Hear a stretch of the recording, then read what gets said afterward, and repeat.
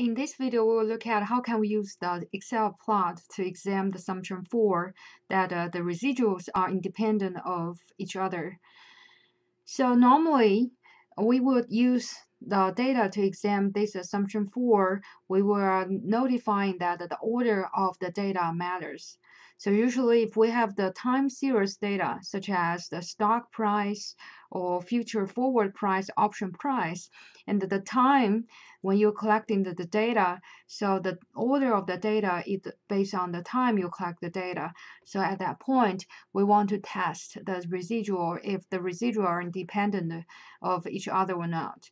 To test this assumption, and we will use the plot, it's called the plot residual versus the order of the observation.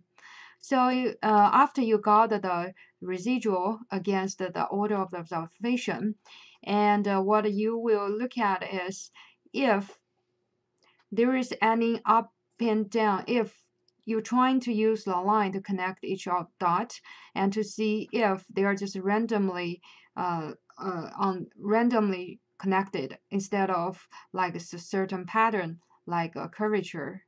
So now we will look at the Excel file, the GPA example.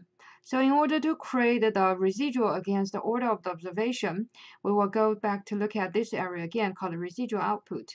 So the first column observation actually is the order of the observation, and the third column is the residual.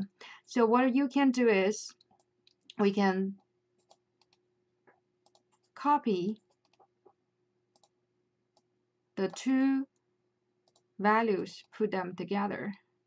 So make sure the observation is on the left-hand side of the residual, because as I said, by default, the Excel will recognize the data, the variable on the left-hand side. On the left-hand side is the value for the x-axis, and the variable on the right-hand side will be recognized as the y-axis. So then select this both column and insert and find the scatter plot. So this time we will use the scatter plot with a straight line and markers. So choose this one. So now we created the residual against the order of the observation.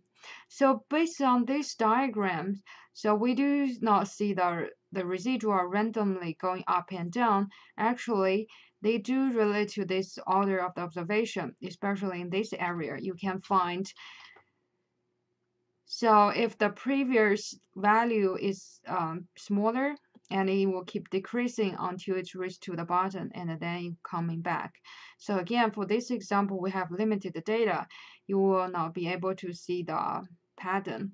But again, after you create this scatter plot, and then you will look at the pattern as what I showing you in the class, that if you see the residual against the order of the observation showing you the special pattern after you link observation together, and we will think assumption 4 is violated.